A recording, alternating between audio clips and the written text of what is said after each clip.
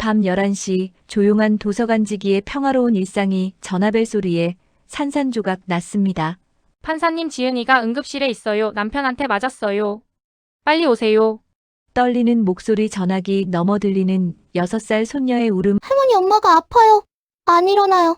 병원 응급실 휠체어에 앉은 딸의 멍투성이 얼굴을 본 순간 명숙의 세상이 무너졌습니다. 엄마, 제발 그 사람 고소하지 마요.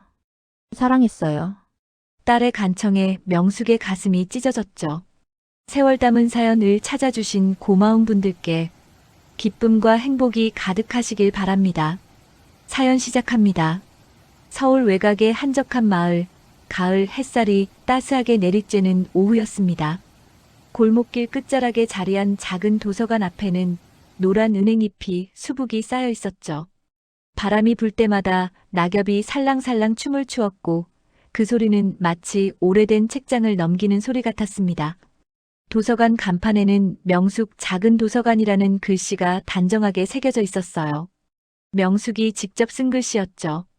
도서관 안에서는 한명숙이 책장을 정리하고 있었어요.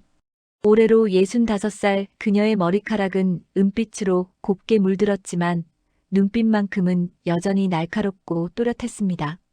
30년 넘게 법복을 입고 법정에 섰던 명숙은 이제 작은 도서관지기로 살아가고 있었죠. 판사직을 내려놓은 지도 벌써 3년이 흘렀어요. 명숙은 천천히 책장 사이를 거닐며 한 권 한 권 손끝으로 책등을 쓸어내렸습니다. 형법, 민법, 헌법. 젊은 시절 밤을 새워 읽었던 책들이 여전히 그곳에 있었어요. 책장 한쪽에는 명숙이 판사로 재직할 때 받았던 감사패와 표창장이 조용히 놓여 있었죠. 하지만 명숙은 그쪽을 거의 쳐다보지 않았습니다. 그보다는 동화책 코너를 더 자주 들여다보았어요. 도서관은 그리 크지 않았지만 아늑했습니다. 30평 남짓한 공간에 책장이 빼곡히 들어서 있었고 한쪽 구석에는 아이들을 위한 작은 독서 공간이 마련되어 있었어요. 노란색 쿠션과 파란색 러그가 깔린 그곳에서 아이들은 편하게 앉아 책을 읽곤 했죠. 창가에는 명숙이 직접 키우는 화분들이 놓여 있었는데 초록빛 잎사귀들이 햇살을 받아 반짝이고 있었습니다. 명숙은 책장 정리를 마치고 창가 자리에 앉았어요. 따뜻한 차 한 잔을 손에 들고 창밖을 바라보았죠. 마을 풍경이 한눈에 들어왔습니다. 낮은 지붕의 집들, 골목길을 거니는 동네 할머니들, 저 멀리 보이는 산자락. 모든 것이 평화로웠어요. 명숙은 찻잔을 입술에 가져가며 깊은 숨을 들이마셨습니다. 국화차의 은은한 향이 코끝을 스쳤죠. 법정에 서던 시절이 떠올랐습니다. 검은 법복을 입고 높은 판사석에 앉아있던 명숙의 모습이 말이에요. 그때의 명숙은 냉철했고 단호했습니다. 법은 누구에게나 공평해야 한다는 신념으로 어떤 사건에서도 흔들림 없이 판결을 내렸죠. 하지만 법정을 떠나 홀로 있을 때면 달랐어요. 피고인석에 앉아 눈물을 흘리던 사람들, 방청석에서 통곡하던 유가족들, 무너져 내리던 피해자들의 얼굴이 선명하게 떠올랐습니다. 특히 기억에 남는 사건이 하나 있었어요. 남편의 폭력에 시달리다 결국 남편을 살해한 여성의 사건이었죠. 법정에서 명숙은 법대로 판결을 내려야 했습니다. 하지만 그 여성의 떨리는 목소리와 멍든 팔뚝이 계속 떠올라 한동안 잠을 이루지 못했어요. 법은 정의로워야 하지만 때로는 법만으로는 담아낼 수 없는 인간의 고통이 있다는 걸 명숙은 잘 알고 있었습니다. 할머니, 나왔어요.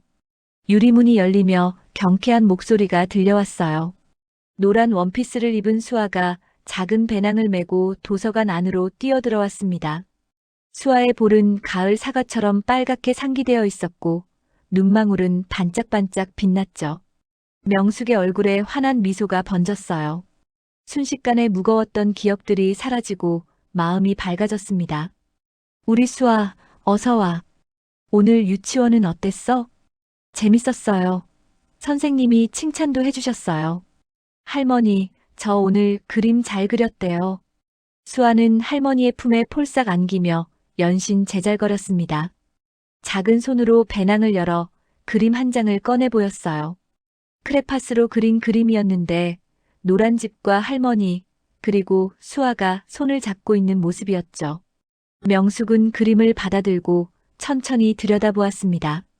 눈가에 촉촉한 기운이 맺혔어요. 수아가 정말 잘 그렸네. 이건 우리 도서관이구나. 네. 할머니랑 저랑 같이 있는 거예요. 할머니 좋아요? 좋고 말고. 할머니가 이거 소중하게 간직할게. 명숙은 수아의 머리를 쓰다듬으며 따뜻한 시선을 보냈어요. 이 아이는 명숙에게 세상에서 가장 소중한 보물이었죠. 딸 지은이 바쁠 때면 이렇게 수아를 도서관으로 데려와 함께 시간을 보냈습니다. 수아와 함께 있으면 세상 모든 근심이 사라지는 것 같았어요. 할머니, 오늘은 무슨 책 읽어줄 거예요? 수아가 골라봐. 할머니가 읽어줄게. 수아는 신이 나서 동화책 코너로 달려갔습니다. 작은 손으로 이 책 저 책 만지작거리던 수아가 결국 공주 이야기를 골라 들고 왔어요. 명숙은 수아를 무릎에 앉히고 천천히 책장을 넘기기 시작했죠. 수아의 머리에서는 달콤한 샴푸 향이 났고 그 향기가 명숙의 마음을 포근하게 감싸주었습니다. 명숙은 부드러운 목소리로 이야기를 읽어주었어요. 수아는 할머니의 무릎에 편하게 기대어 그림을 들여다보며 가끔씩 질문을 던졌죠. 할머니, 공주는 왜 성에 갇혔어요? 용은 무섭지 않아요? 명숙은 그럴 때마다 차근차근 설명해 주었습니다. 할머니와 손녀의 따뜻한 시간이 흘러갔어요. 시간이 흘러 해가 뉘엿뉘엿 기울 무렵 도서관 문이 다시 열렸어요. 검은색 정장을 말끔하게 차려입은 여성이 들어왔습니다. 바로 명숙의 딸 윤지은이었죠. 37살의 지은은 서울 강남에서 변호사로 일하고 있었어요. 또렷한 이목구비에 자신감 넘치는 걸음걸이, 그녀는 명숙의 딸답게 법조계에서 승승장구하고 있었습니다. 엄마, 오늘도 수아 맡겨서 죄송해요. 무슨 소리야. 할머니가 얼마나 좋은데. 그렇지, 수아. 네. 할머니랑 있으면 제일 재밌어요. 지은은 수아를 안아올리며 미소를 지었어요. 하지만 명숙의 눈에는 딸의 눈가에 어린 피곤함이 보였습니다. 지은은 요즘 큰 사건을 맡아 밤낮 없이 일하고 있었죠. 정장 자락은 구겨져 있었고 어깨는 약간 처져 있었어요. 명숙은 딸의 얼굴을 자세히 살펴보았습니다. 화장으로 가렸지만 다크서클이 짙게 보였죠. 지은아, 너 요즘 너무 무리하는 거 아니니? 얼굴이 많이 피곤해 보여. 괜찮아요, 엄마. 이번 사건만 끝나면 좀 쉴게요. 중요한 의뢰인이라 신경 쓸 게 많아서요. 명숙은 딸의 어깨를 토닥이며 걱정스러운 시선을 보냈습니다. 하지만 더 이상 말하지 않았어요. 지은은 어릴 적부터 독립적이고 강인한 성격이었으니까요.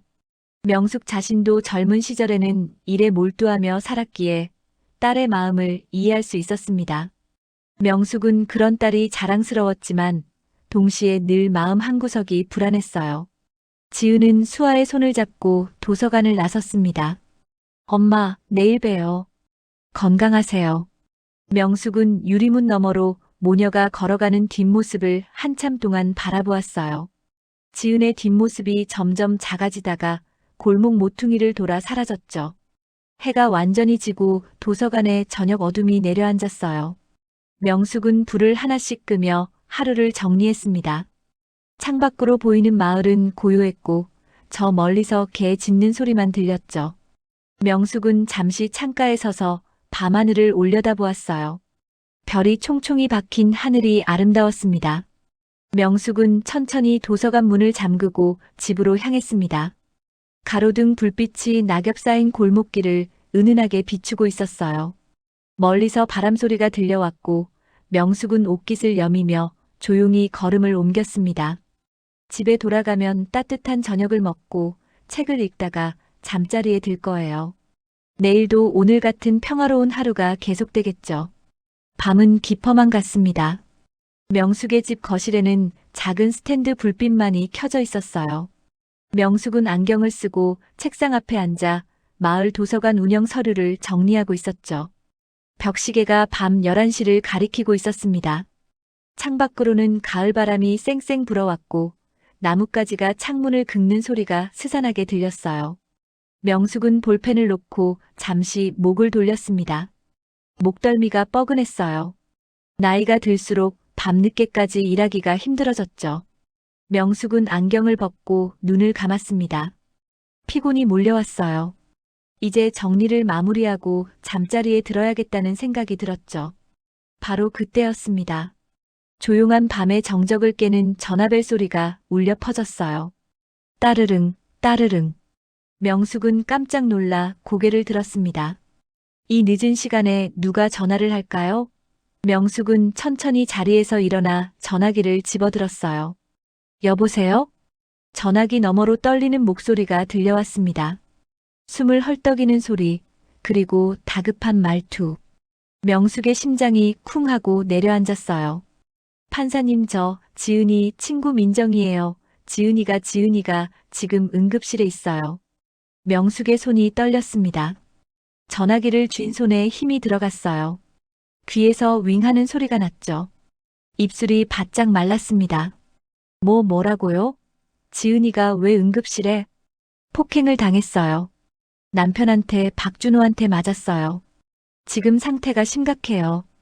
빨리 오셔야 할 것 같아요. 명숙의 머릿속이 하얗게 변했습니다. 폭행? 사위한테? 도대체 무슨 일이 벌어진 거죠? 명숙은 책상을 짚고 간신히 몸을 가눴어요. 다리에 힘이 풀렸습니다. 심장이 미친 듯이 뛰었어요. 어느 병원이에요? 서울대병원 응급실이에요.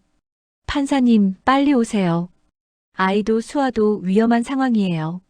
명숙의 눈앞이 캄캄해졌습니다. 수아도 다쳤다는 건가요? 명숙은 전화기를 든 채 그 자리에 얼어붙었어요. 온몸이 떨렸습니다. 입술이 파르르 떨리며 말이 나오지 않았죠. 전화기 너머로 희미하게 들리는 소리가 있었습니다. 아이의 울음소리였어요. 가느다랗고 떨리는 목소리. 명숙은 그 목소리를 단번에 알아챘습니다. 수아였어요. 할머니, 엄마가 아파요. 엄마가 안 일어나요. 수아의 울음소리가 명숙의 가슴을 찢었습니다.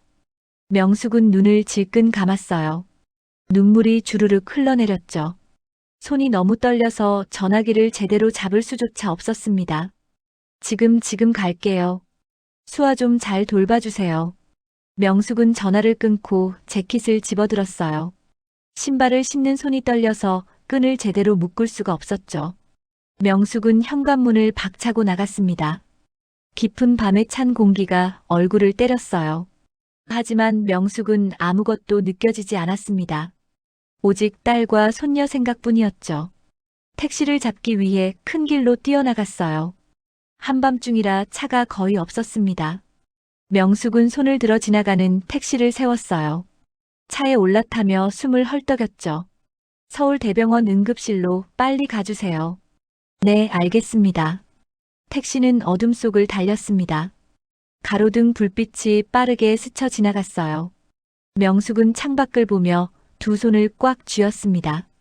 손톱이 손바닥을 파고들었지만 아픔도 느껴지지 않았어요. 머릿속에는 온갖 생각이 뒤엉켰습니다. 폭행? 사위가 딸을 때렸다고? 아니, 이건 꿈이겠죠. 악몽이에요. 명숙은 고개를 저었습니다. 지은과 준호는 사랑하는 사이였어요. 결혼한 지 8년 수아라는 예쁜 딸까지 낳았죠. 준호는 늘 지은을 아끼는 것처럼 보였습니다. 명숙 앞에서는 항상 예의 바르고 다정했어요. 하지만 명숙은 알고 있었습니다. 법정에서 수없이 봐왔죠. 겉으로는 멀쩡해 보이지만 가정 안에서는 폭력을 휘두르는 사람들을 말이에요. 판사로 재직할 때 가정폭력 사건을 다루며 피해자들의 멍든 얼굴과 부러진 팔을 봤습니다. 피고석에 선 가해자들은 대부분 평범해 보이는 사람들이었어요.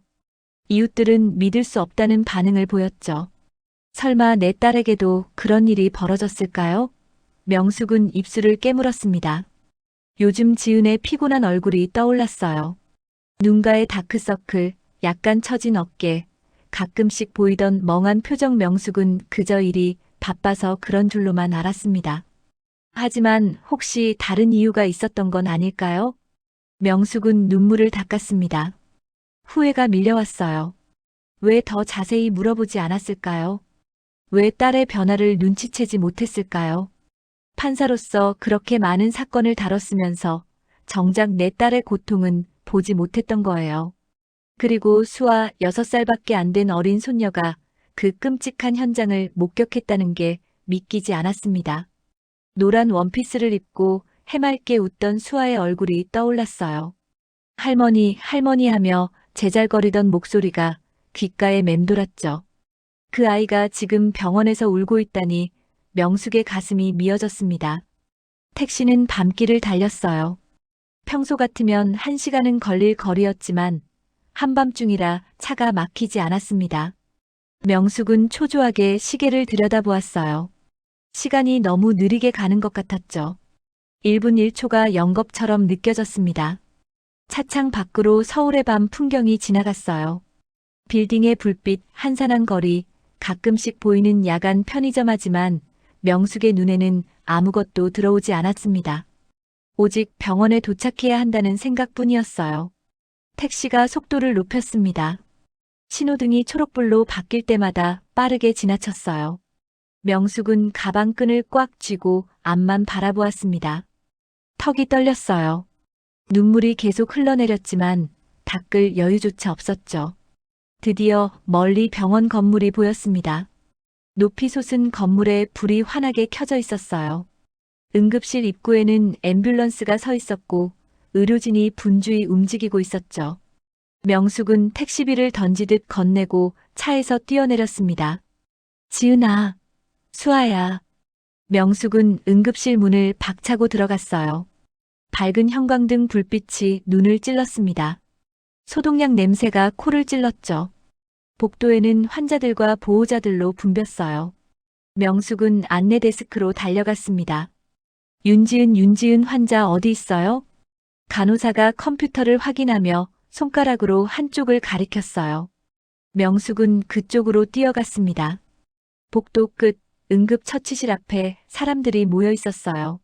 명숙은 그 무리를 헤치고 앞으로 나아갔습니다. 그리고 명숙은 멈춰 섰습니다. 눈앞의 광경에 온몸이 얼어붙었어요. 숨이 막혔습니다. 응급처치실 문 앞, 명숙의 발이 그 자리에 박혀버렸습니다. 눈앞의 광경이 믿기지 않았어요. 휠체어에 앉아있는 딸 지은의 모습이 보였죠. 아니, 저게 정말 내 딸일까요? 명숙은 두 손으로 입을 막았습니다. 지은의 얼굴은 온통 멍투성이었어요. 왼쪽 눈 주위가 시퍼렇게 부어올라 있었고 입술은 터져서 피가 말라붙어 있었습니다. 볼에는 손가락 자국이 선명하게 찍혀 있었어요. 목에도 붉은 줄이 나 있었죠. 지은은 병원 가운을 입고 있었는데 드러난 팔에도 멍 자국이 여러 개 보였습니다. 지은아. 명숙의 목에서 가느다랗게 딸의 이름이 새어나왔어요. 다리에 힘이 풀려 휘청거렸습니다. 옆에 서 있던 간호사가 명숙의 팔을 잡아주었죠. 명숙은 간신히 몸을 가누고 천천히 지은에게 다가갔습니다. 그때 명숙의 눈에 들어온 것이 있었어요. 지은의 무릎 위에 웅크리고 있는 작은 몸. 노란 원피스를 입은 수아였습니다. 수아는 엄마의 손을 꽉 잡고 흐느끼고 있었어요. 아이의 얼굴은 눈물과 콧물로 범벅이 되어 있었고 온몸이 부들부들 떨리고 있었죠. 엄마 일어나 약속했잖아, 엄마. 수아의 떨리는 목소리가 명숙의 가슴을 후벼 팠습니다. 명숙은 무릎을 꿇고 두 사람 앞에 앉았어요. 손을 뻗어 지은의 얼굴을 어루만지려 했지만 어디를 만져야 할지 알 수 없었습니다. 온통 상처투성이었으니까요. 지은아, 누가 이렇게. 말을 잇지 못했어요. 명숙의 눈에서 눈물이 주르륵 흘러내렸습니다. 지은은 부은 눈으로 엄마를 바라보며 고개를 저었어요. 입술이 떨렸지만 애써 미소를 지으려 했죠. 터진 입술에서 피가 다시 배어 나왔습니다. 엄마 괜찮아요. 제가 잘못했어요. 무슨 소리야. 잘못한 게 뭐가 있어. 명숙의 목소리가 떨렸습니다. 분노가 치밀어 올랐어요. 30년간 법정에서 수많은 폭력 사건을 봤지만 내 딸이 이런 일을 당하리라고는 상상도 못했습니다. 명숙은 떨리는 손으로 수아를 안아 올렸어요. 아이의 몸이 너무나 작고 가벼웠죠. 수아는 할머니 품에 안겨 더욱 크게 울음을 터뜨렸습니다. 할머니 무서워요. 아빠가 엄마를. 수아는 말을 잇지 못하고 흐느꼈어요. 명숙은 수아의 등을 토닥이며 눈물을 참으려 애썼습니다. 하지만 눈물은 멈출 수가 없었어요. 명숙은 수아를 꼭 안고 지은을 바라보았습니다. 옆에서 지은의 친구 민정이 다가왔어요. 민정도 눈이 빨갛게 충혈되어 있었습니다. 민정은 떨리는 목소리로 상황을 설명하기 시작했죠. 판사님, 제가 오늘 저녁에 지은이한테 전화했어요. 지은이가 전화를 받자마자 비명소리가 들렸어요. 그래서 바로 달려갔는데 거실에 지은이가 쓰러져 있고 수아가 울면서 엄마를 흔들고 있더라고요. 준호는 이미 집을 나간 뒤였어요. 명숙은 이를 악물었습니다. 턱이 떨렸어요. 사위 박준호의 얼굴이 떠올랐습니다. 늘 공손하고 예의 바르던 사위, 명숙에게 존댓말을 잊지 않던 사위가 어떻게 이런 짓을 할 수 있을까요? 병원에는 무슨 진단을 받았어요? 늑골에 금이 갔고 안면부 다발성 타박상 그리고 민정이 말을 흐렸어요. 명숙은 날카로운 눈빛으로 민정을 쳐다보았습니다. 민정은 입술을 깨물며 지은을 힐끗 보더니 조용히 말했죠. 뇌진탕 증세도 있어요. 머리를 심하게 부딪혔나 봐요.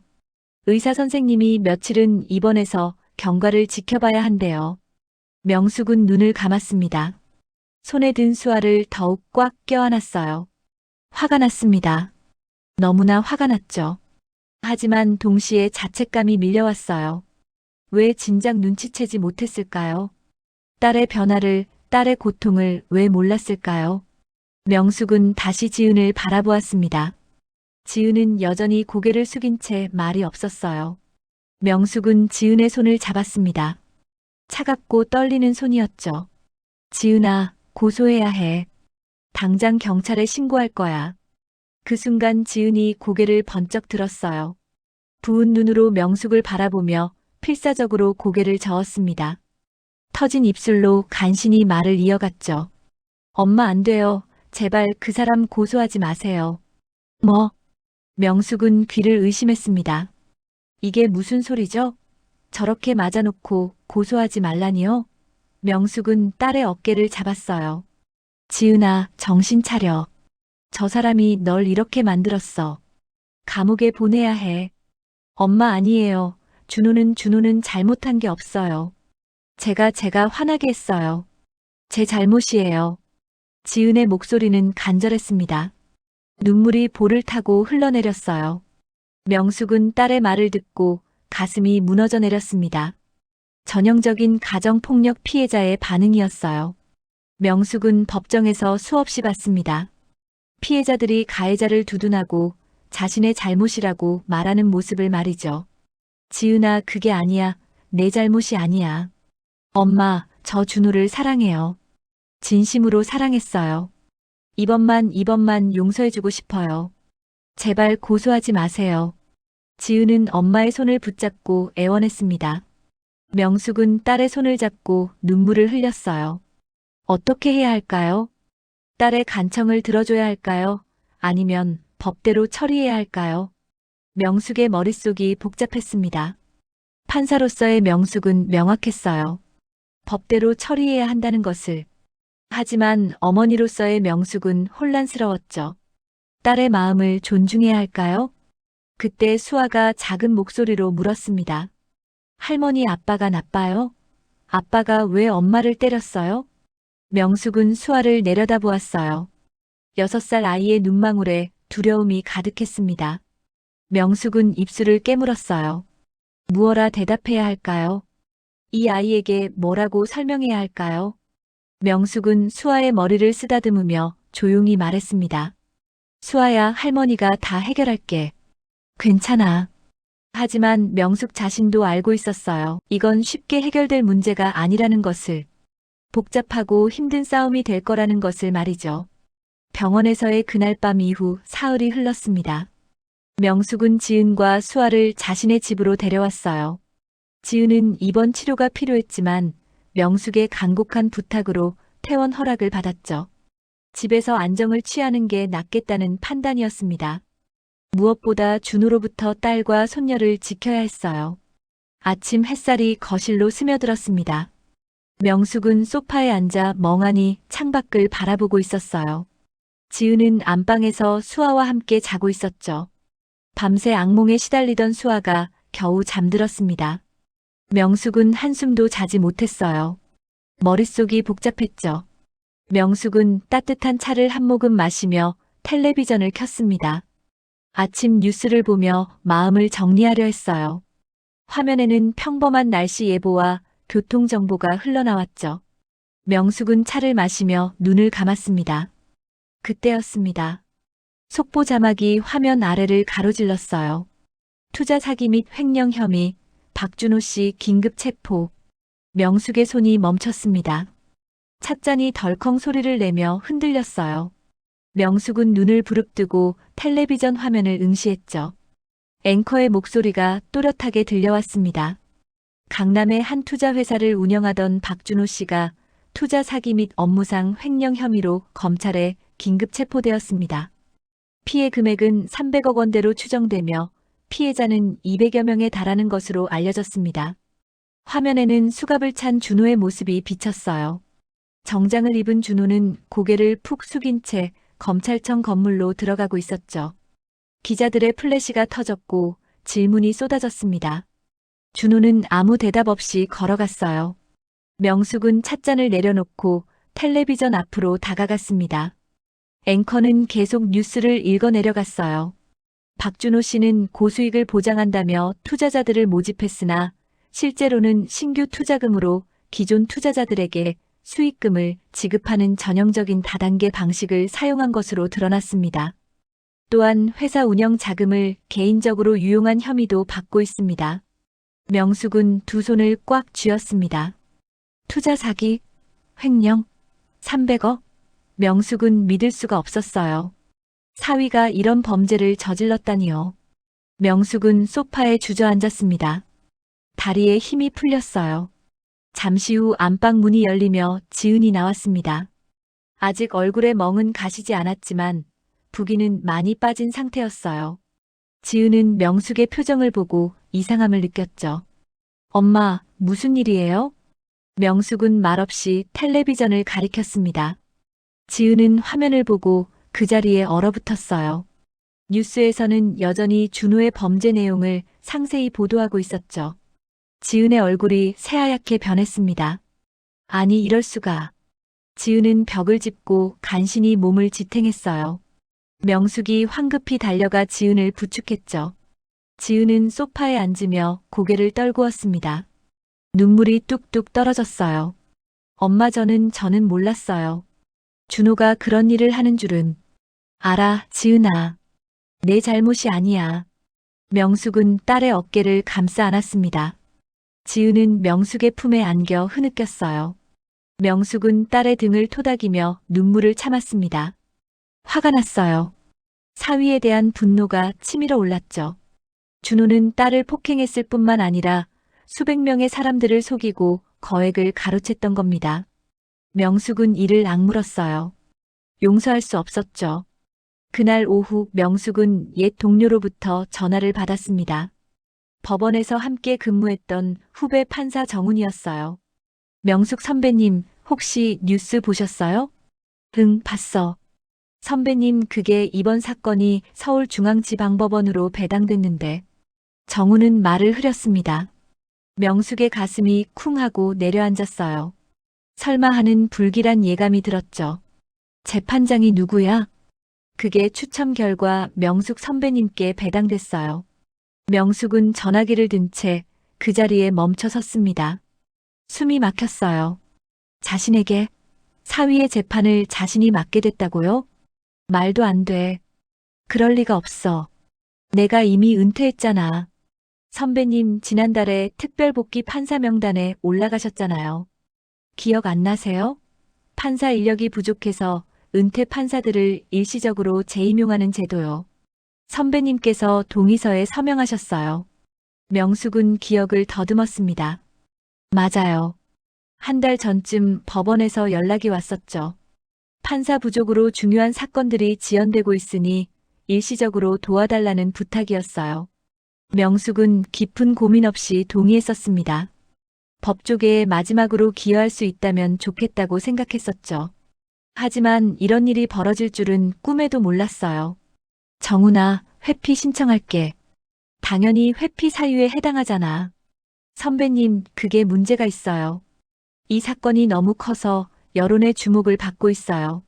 만약 선배님께서 회피하시면 사건 처리가 또 지연될 수밖에 없습니다. 그리고 정우는 잠시 말을 멈췄습니다. 명숙은 다음 말을 기다렸어요. 법원장님께서 선배님께 직접 부탁하고 싶어 하세요. 이 사건을 공정하게 처리할 수 있는 분은 선배님밖에 없다고요. 명숙은 눈을 감았습니다. 머릿속이 복잡했어요.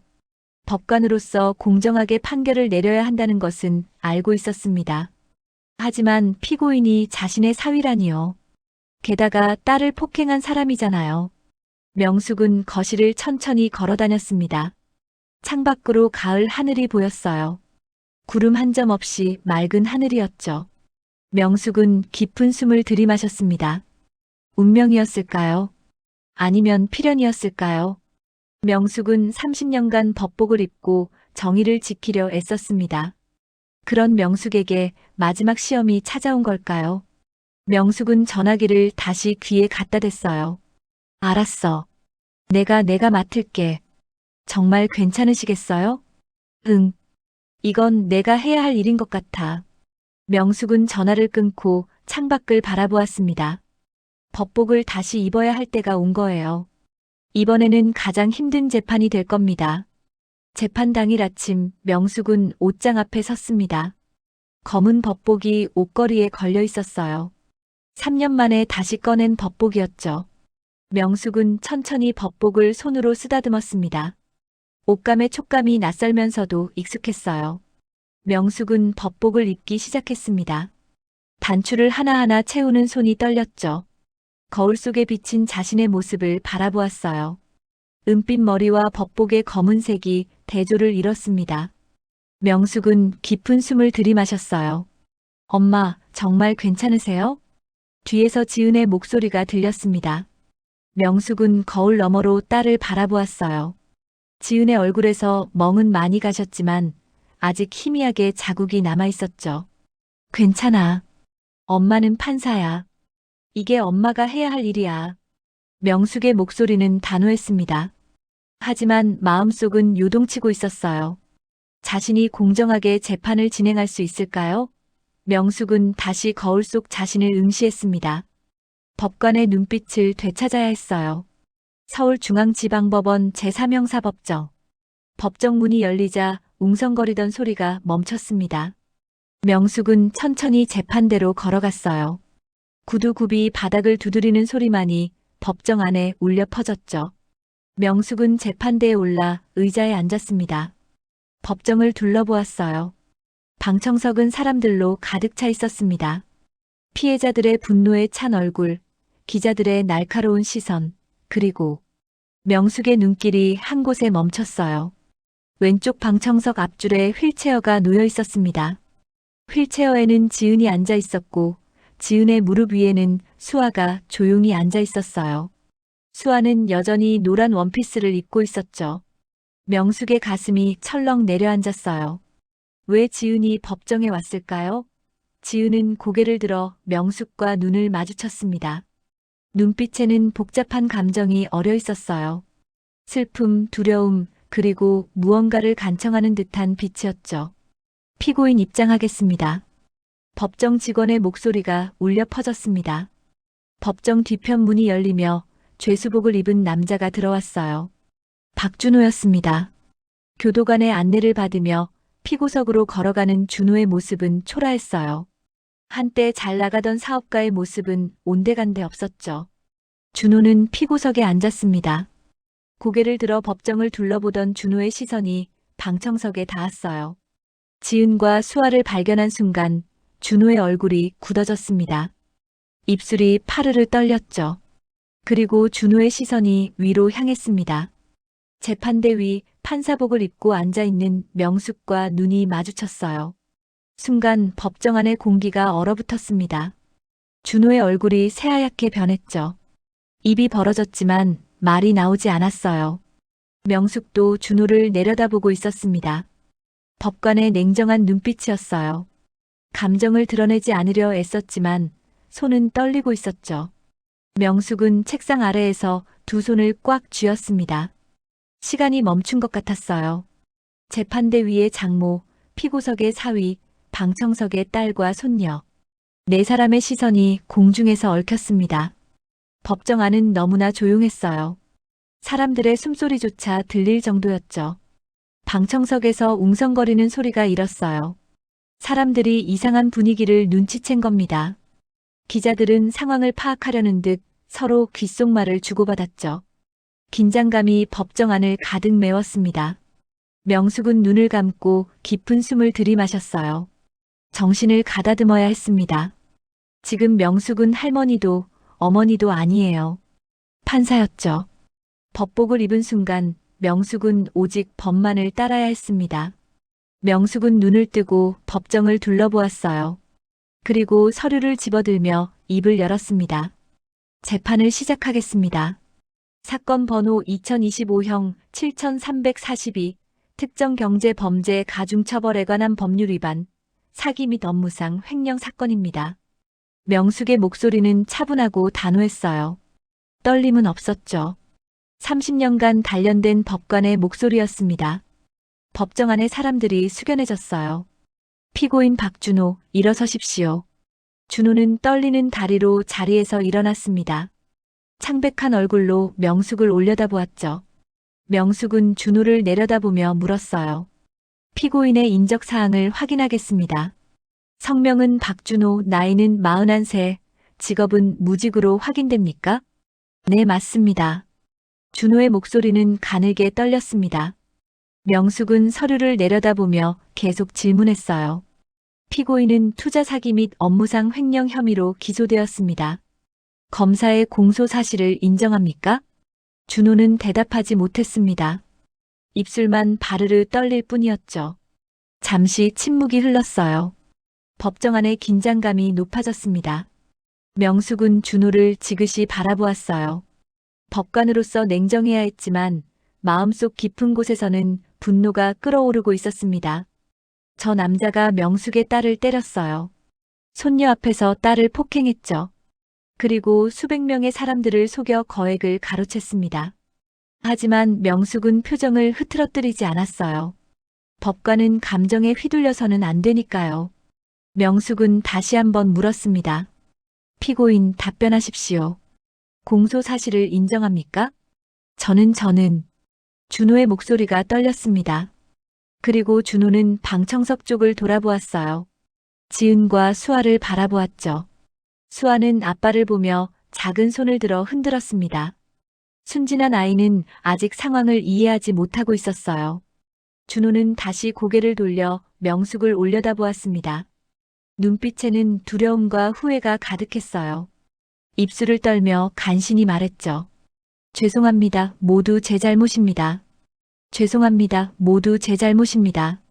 준호의 말이 법정 안에 울려 퍼졌습니다. 명숙은 준호를 내려다보며 서류를 넘겼어요. 손이 미세하게 떨렸지만 애써 태연한 척했죠. 명숙은 검사 쪽을 바라보며 말했습니다. 검사는 공소 사실을 진술하십시오. 검사가 자리에서 일어나 서류를 들고 낭독하기 시작했어요. 준호가 어떻게 투자자들을 속였는지, 얼마의 돈을 횡령했는지 하나하나 밝혀졌습니다. 고수익을 약속하며 사람들을 현혹했고 실제로는 신규 투자금으로 기존 투자자에게 수익금을 주는 방식이었죠. 전형적인 폰지 사기였어요. 피해자들의 숫자가 나열될 때마다 방청석에서 탄식이 터져나왔습니다. 200여 명의 사람들이 평생 모은 재산을 잃었어요. 노후 자금을 날린 노인들, 자식 교육비를 잃은 부모들, 전 재산을 투자했던 사람들. 준호는 고개를 숙인 채 떨고 있었죠. 명숙은 검사의 진술을 들으며 서류를 들여다보았습니다. 하지만 눈앞의 글씨가 제대로 보이지 않았어요. 자꾸만 다른 생각이 떠올랐죠.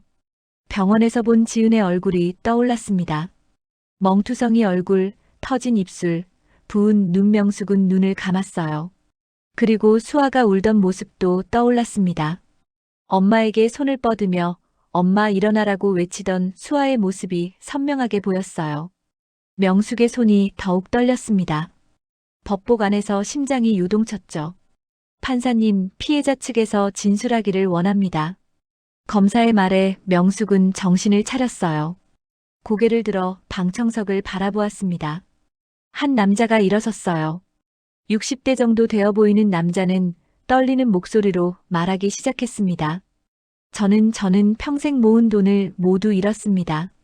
박준호를 믿었어요. 고수익이 보장된다고 했죠. 그 돈으로 아내의 치료비를 감당하려 했는데 남자의 목소리가 떨렸습니다. 눈물이 흘러내렸어요. 방청석 곳곳에서 흐느끼는 소리가 들렸습니다.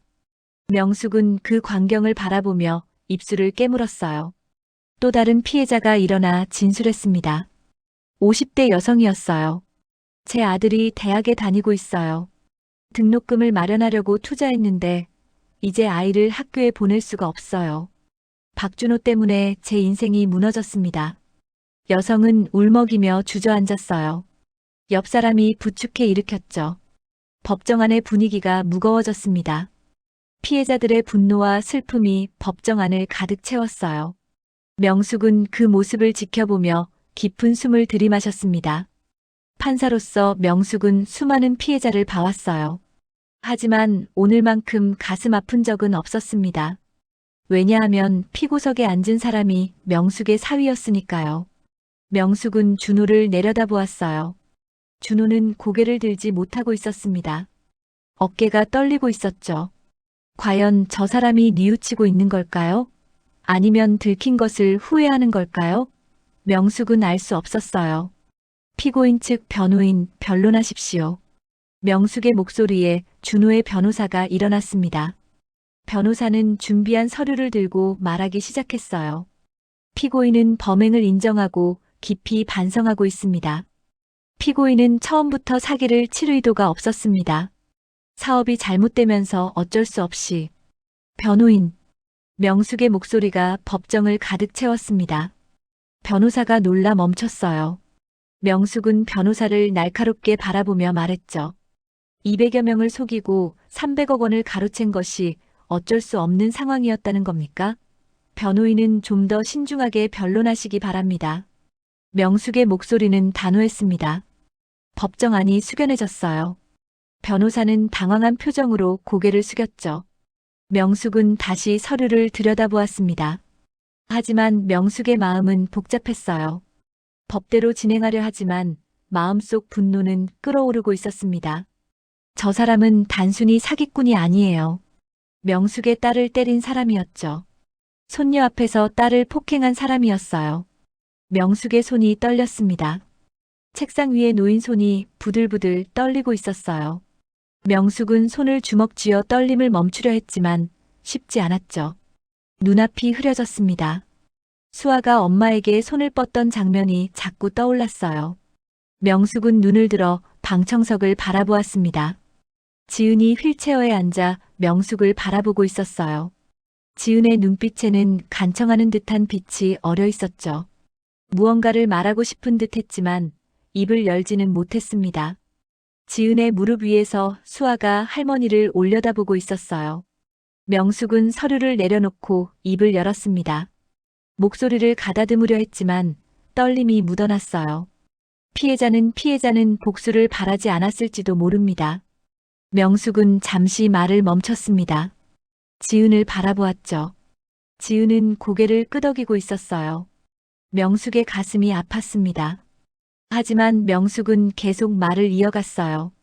그러나 법은 진실을 원합니다. 법은 피해자의 아픔을 외면하지 않습니다. 법은 가해자의 책임을 묻습니다. 명숙의 목소리는 단호했지만 그 끝에는 떨림이 있었어요. 법정 안의 사람들이 숙연히 명숙을 바라보았습니다. 명숙은 준호를 내려다보며 말했죠. 피고인 할 말 있으면 하십시오. 준호는 떨리는 목소리로 말하기 시작했어요. 죄송합니다. 정말 죄송합니다. 제가 잘못했습니다. 그때였습니다. 법정 뒤편에서 작은 목소리가 들려왔어요. 할머니, 아빠 나빠요? 수아의 목소리였습니다. 조용하고 떨리는 목소리였지만 법정 안의 모든 사람이 들을 수 있었어요. 순간 법정 안이 얼어붙었습니다. 명숙은 수아를 바라보았어요. 수아는 커다란 눈망울로 할머니를 올려다보며 물었죠. 아빠가 왜 나빠요? 할머니. 명숙의 눈에서 눈물이 흘러내렸습니다. 아빠가 왜 나빠요? 할머니. 수아의 순진한 질문에 법정 안이 고요해졌습니다.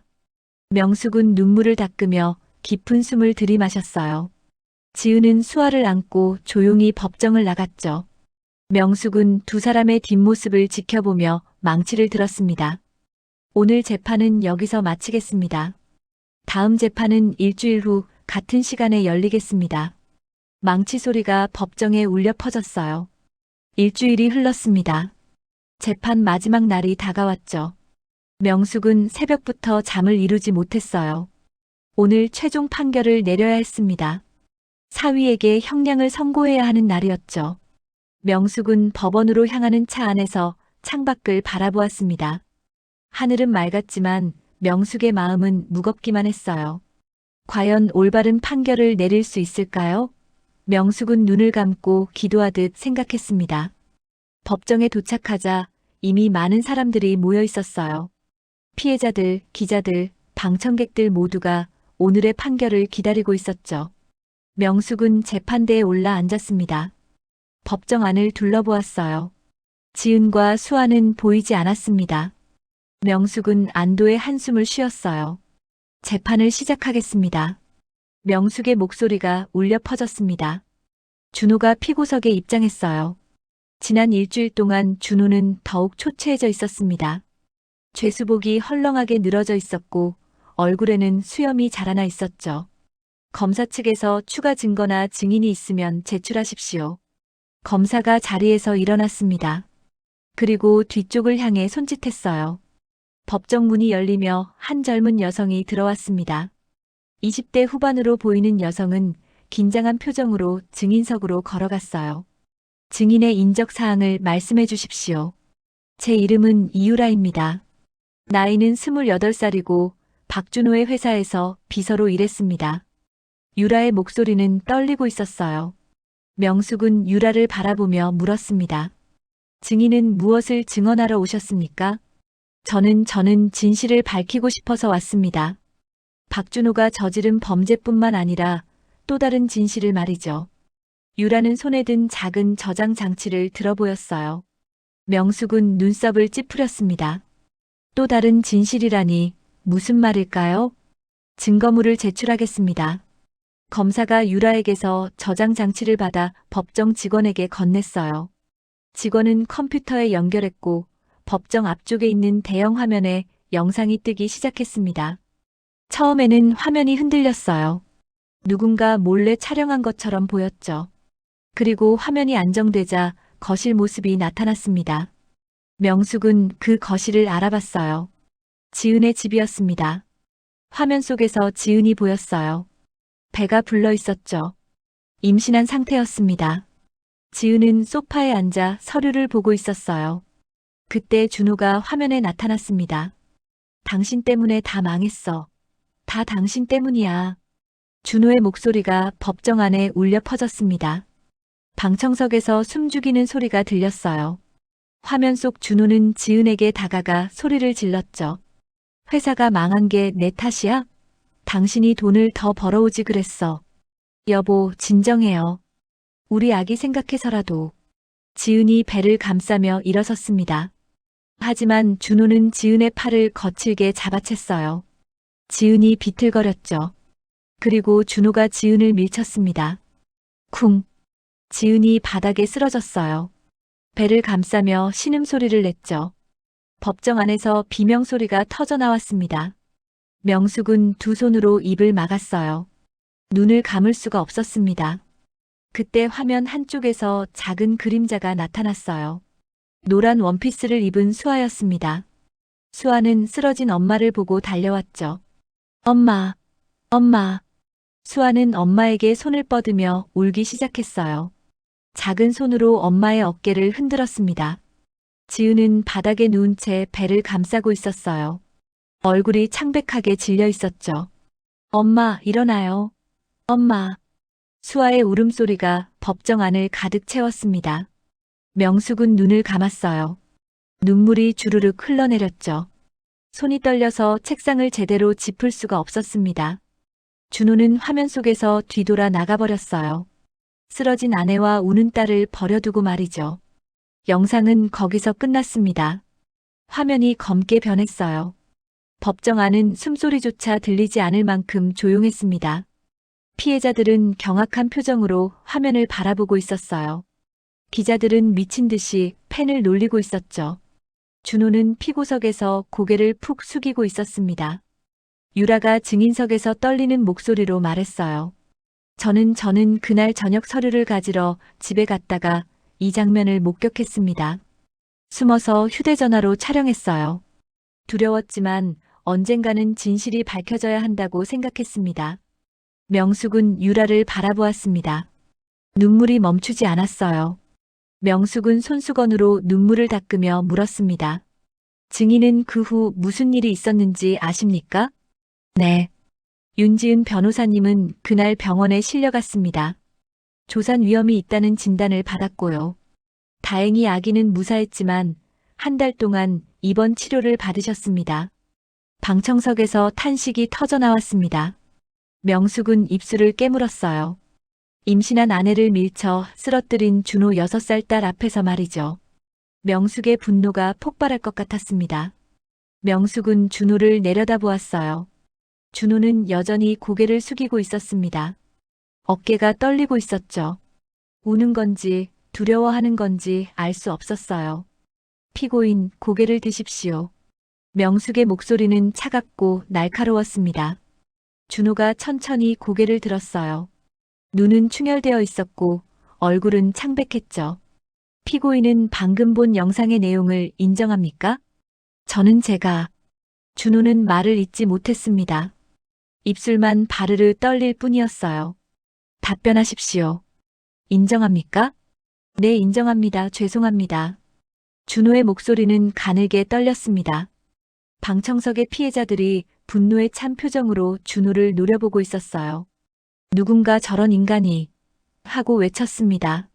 명숙은 눈을 감고 깊은 숨을 들이마셨습니다. 마음을 진정시켜야 했어요. 판사는 감정적으로 판결해서는 안 되니까요. 하지만 명숙의 손은 멈추지 않고 떨리고 있었습니다. 명숙은 눈을 뜨고 법정을 둘러보았어요. 그리고 망치를 들었습니다. 잠시 휴정하겠습니다. 30분 후 최종 판결을 선고하겠습니다. 휴정실에 홀로 앉은 명숙은 창밖을 바라보고 있었습니다. 법원 건물 너머로 서울의 하늘이 보였어요. 구름이 천천히 흘러가고 있었죠. 명숙은 책상 위에 놓인 서류를 내려다보았습니다. 판결문이었어요. 30년간 수많은 판결을 내렸지만 오늘만큼 힘든 적은 없었습니다. 법관으로서 명숙은 법대로 판결해야 했어요. 하지만 할머니로서, 어머니로서의 마음은 복잡했죠. 명숙은 눈을 감고 깊은 숨을 들이마셨습니다.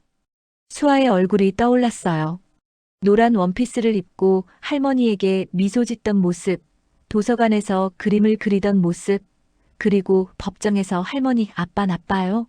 하고 물었던 순간이 선명하게 보였죠. 명숙은 펜을 들어 판결문을 다시 한번 읽었습니다. 법은 명확했어요. 투자 사기, 횡령, 그리고 가정폭력까지 준호가 저지른 범죄는 용서받을 수 없는 것들이었습니다. 명숙은 판결문에 서명했어요. 손이 떨렸지만 붓글씨는 또렷했죠. 노크 소리가 들렸습니다. 법정 직원이 조심스럽게 말했어요. 판사님, 재판 시작 시간입니다. 알겠습니다. 들어가겠습니다. 명숙은 자리에서 일어나 법복을 매만졌습니다. 거울 앞에 섰어요. 거울 속 명숙의 눈빛은 단호했습니다. 이제 마지막 임무를 수행할 시간이었죠. 법정 문이 열렸습니다. 명숙이 재판대로 걸어갔어요. 법정 안은 숨소리조차 들리지 않을 만큼 조용했습니다. 사람들은 숨을 죽이고 명숙을 바라보고 있었죠. 명숙은 재판대에 앉으며 법정을 둘러보았습니다. 그때 명숙의 눈에 들어온 것이 있었어요. 법정 뒤편 문이 조용히 열리며 두 사람이 들어왔습니다. 지은과 수아였어요. 지은은 더 이상 휠체어가 아니었습니다. 천천히 걸어 들어와 뒷자리에 앉았죠. 수아는 엄마의 손을 꼭 잡고 있었어요. 명숙과 지은의 눈이 마주쳤습니다. 지은은 명숙을 향해 고개를 끄덕였어요. 눈물이 맺혀 있었지만 표정은 평온해 보였습니다. 마치 모든 것을 받아들인 것처럼 말이죠. 명숙은 깊은 숨을 들이마셨어요. 피고인 박준호, 일어서십시오. 준호가 떨리는 다리로 일어났습니다. 얼굴은 창백했고 입술은 바짝 말라 있었어요. 명숙은 준호를 내려다보며 판결문을 들었습니다. 피고인 박준호는 200여 명의 선량한 시민들을 속여 300억 원이 넘는 재산을 가로챘습니다. 고수익을 약속하며 사람들의 평생 저축을, 노후 자금을, 자녀의 교육비를 빼앗았습니다. 명숙의 목소리는 냉정했습니다. 하지만 그 속에는 깊은 분노가 담겨 있었어요. 그뿐만이 아닙니다. 피고인은 임신한 아내를 폭행했고 어린 딸이 보는 앞에서 아내를 바닥에 쓰러뜨렸습니다. 가장으로서의 책임을 저버렸고 인간으로서의 도리를 잃었습니다. 방청석에서 피해자들이 고개를 끄덕였어요. 누군가 맞아요. 하고 외쳤죠. 명숙은 판결문을 천천히 읽어 내려갔습니다. 준호의 범죄 사실, 피해자들의 고통, 그리고 법정에 제출된 모든 증거들 하나하나 낭독했어요. 준호는 고개를 숙인 채 서 있었습니다. 법은 누구에게나 공평합니다.